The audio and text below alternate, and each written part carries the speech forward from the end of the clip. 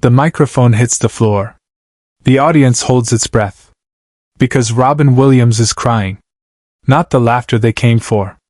Not the energy that lit up every room he entered.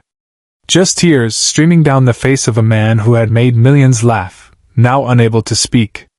The stage lights still burn bright, but something inside him has gone dark. And in that silence, 2,000 people sit frozen, not knowing whether to comfort him or give him space. This wasn't supposed to happen. This was just another show, another night of brilliance. But then someone played an old recording. A voice from decades ago. His voice. And everything stopped. What you're about to witness isn't just a moment of vulnerability. It's the unraveling of a man who spent his entire life making others feel seen, while slowly disappearing himself. If you want to understand what really happened that night, and why it changed everything, subscribe now, because this story goes deeper than anyone expected. The Apollo Theater, 1998. Robin Williams was at the peak of his career. Movies, comedy specials, award shows, he was everywhere. But tonight was different. Tonight was personal. This wasn't a scripted performance. It was a live taping for a documentary about his life, a retrospective that would take him back through the years. Childhood photos, early stand-up clips, outtakes from Mork and Mindy. It was supposed to be celebratory. Nostalgic. Fun. The producers had prepared everything meticulously. They compiled footage from his entire career, moments the public had seen and moments they hadn't. But there was one clip they didn't tell him about. One recording they wanted to surprise him with. Something raw. Something real. A tape from 1979, recorded in a small comedy club in San Francisco, back when Robin was still finding his voice. He sat on stage that night, surrounded by cameras and crew, answering questions about his journey. The audience loved every second. He was magnetic, as always. Switching between accents, imitating voices, making the entire theater roar with laughter. But then the host said something that made him pause. "Robin, we found something special. Something we think you need to hear." The room went silent. Robin's smile faded. He didn't know what was coming. The speakers crackled. Static. Then a voice. Young. Nervous. Full of raw energy. It was him. But not the Robin Williams the world knew. This was the Robin who hadn't made it yet. The Robin who was terrified of failure. The Robin who performed in front of 12 people in a basement club, wondering if he'd ever be enough. The recording played. His younger self told a joke, fumbled through the punchline, then laughed at his own mistake.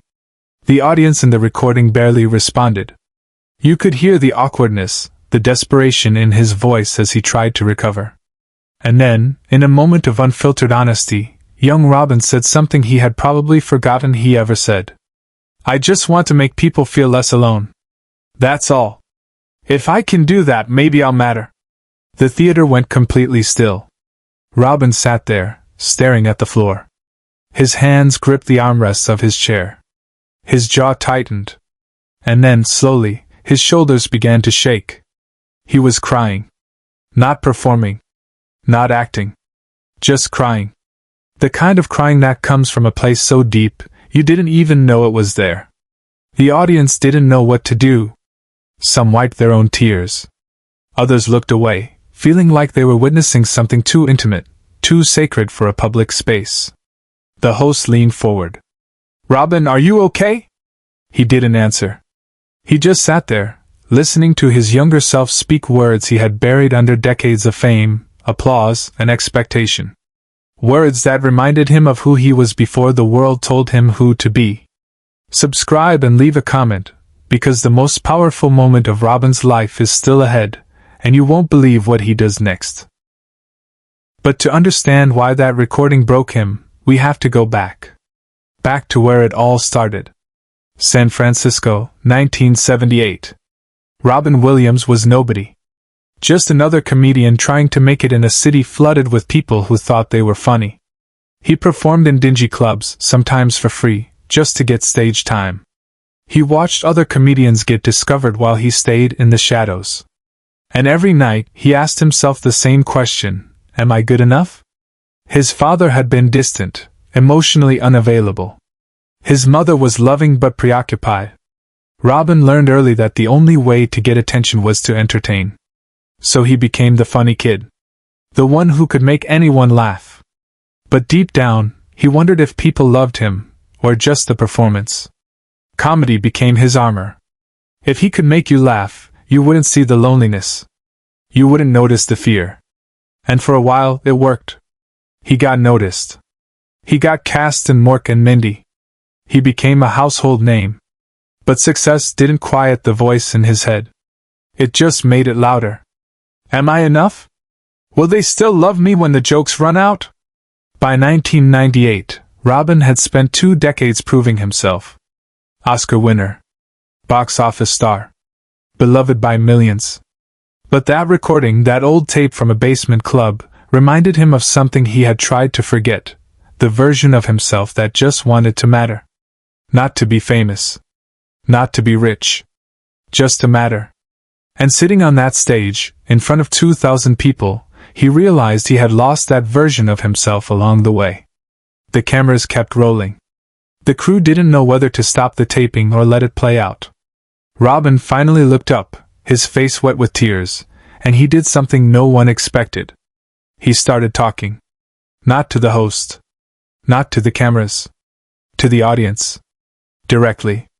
Honestly. Like he was sitting in a living room with old friends. I forgot, he said, his voice cracking. I forgot why I started. I forgot that kid. The one who just wanted to connect. Somewhere along the way, I started performing even when the cameras were off. I started being Robin Williams instead of just being Robin. And I don't know if I know how to stop. The silence was deafening. This wasn't a bit. This wasn't part of the show. This was a man unraveling in real time, and everyone in that room felt it. One woman in the front row stood up. Tears streaming down her face. She started clapping. Slowly. Then another person joined. Then another.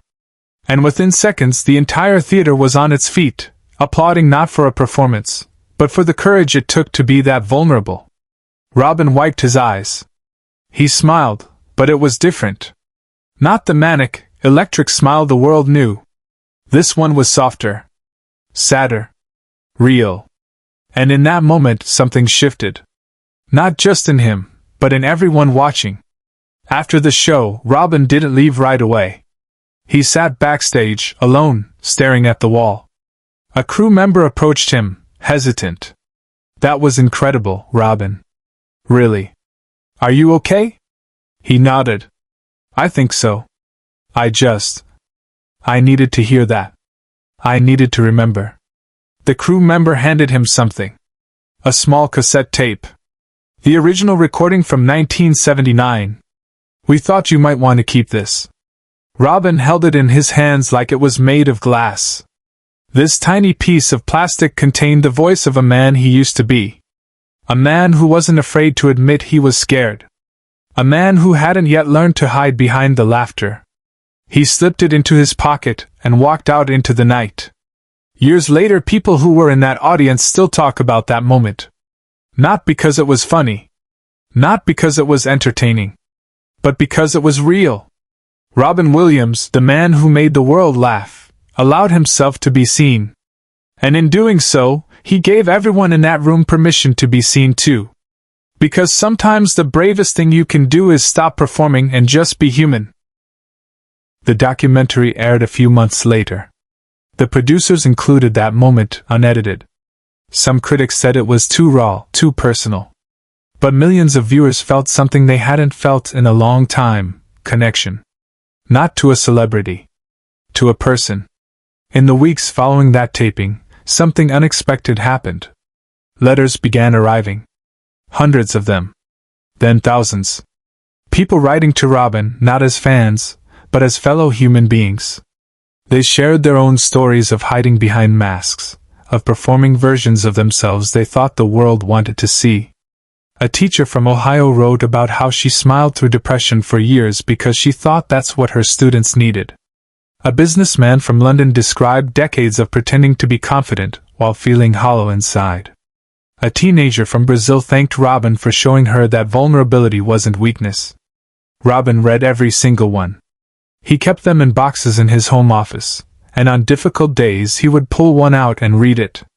Not because it made him feel better about himself, but because it reminded him why that moment at the Apollo mattered. He hadn't just broken down on stage. He had broken through something. A wall between performer and audience. Between celebrity and humanity. Between the person we show the world and the person we actually are. His wife later recalled finding him one night, sitting alone in his study, that old cassette tape playing softly in the background. He wasn't crying this time. He was smiling. "I'm listening to who I used to be," he told her. "And I think I like him better than who I became." That realization changed everything. In the films that followed, Robin sought out roles that required emotional truth rather than just comedic timing. In What Dreams May Come, he explored grief. In 1 Hour Photo, he examined loneliness. In his later stand-up specials, he began incorporating longer silences, moments where he would simply look at the audience and let the weight of a story settle before moving on. Critics noticed the shift. Some loved it. Others missed the manic energy. But Robin didn't care anymore about pleasing everyone. He cared about being honest. And that honesty became his greatest gift to the world. Robin kept that cassette tape with him for years. In interviews, he would occasionally mention it. "It reminds me," he'd say, "that the best version of me isn't the one trying to be perfect. It's the one willing to be honest." He never stopped performing. But something changed. His work became deeper. More intentional. He took roles that scared him, roles that required him to be vulnerable. And in his stand-up, he started leaving space for silence. For truth. For moments where the audience didn't laugh, they just listened. There's a story his daughter told years later. She was 14 when the Apollo incident happened, and she remembered her father coming home that night differently. Not defeated. Not broken. Just quiet. He sat with her in the kitchen, long after everyone else had gone to bed, and he asked her a question he had never asked before. "Do you know who I am? Not Robin Williams the comedian. Just me. Your dad." She said she looked at him, confused at first, then smiled. "Yeah, Dad. I know you. You're the one who makes terrible pancakes on Sunday and cries at dog movies." He laughed. A real laugh. Not a performed one. And he hugged her tighter than he ever had before. Because in that moment, she had given him something more valuable than any award or standing ovation. She had seen him. The real him. And she loved him anyway. That became his compass. Whenever he felt himself slipping back into performance mode, into being the Robin Williams everyone expected, he would think about that night in the kitchen. About his daughter's simple, honest answer. About the letters from strangers who felt less alone because he had the courage to fall apart on stage. He began mentoring young comedians, and his advice was always the same. Don't try to be funny. Try to be true. The laughter will follow, but only if you're brave enough to let people see who you really are first. One comedian who worked with him in his later years recalled a moment during a rehearsal. Robin had just delivered a joke that killed. The room erupted. But instead of riding that wave, Robin stopped. He looked at the young comic and said, "That joke works because it's honest. The second you start chasing the laugh instead of chasing the truth, you've lost. And trust me, I've lost more times than I can count." That's what the Apollo moment had taught him. That losing yourself in the performance isn't success. It's survival. And survival isn't the same as living. That night at the Apollo wasn't the end of Robin's story. But it was a turning point. A reminder that the thing we run from, the version of ourselves we try to bury, is often the version that matters most. In his final years, Robin would sometimes pull out that cassette tape and play it for close friends. Not as a relic of the past, but as a touchstone to the present. "Listen to that kid," he'd say. "He had no idea what was coming.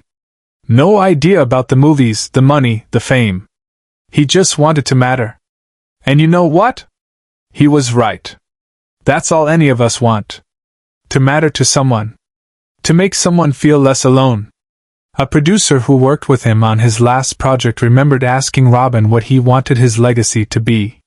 Robin thought for a long moment, then smiled. I don't want people to remember my best joke. I want them to remember that one night when I stopped telling jokes and just told the truth. Because that's when I finally felt like myself. The cassette tape still exists. After Robin's passing, his family donated it to the Smithsonian, along with a handwritten note he had attached to it years before. The note read, "This is who I was before I learned to hide. If you're listening to this, whoever you are, remember, the world doesn't need more performers. It needs more people brave enough to be themselves." Share and subscribe, so his story will never be forgotten. Because what Robin Williams taught us that night wasn't about comedy. It was about courage. The courage to stop hiding. The courage to be seen. The courage to remember who you were before the world told you who to be. And maybe, just maybe, that's the lesson we all need to hear.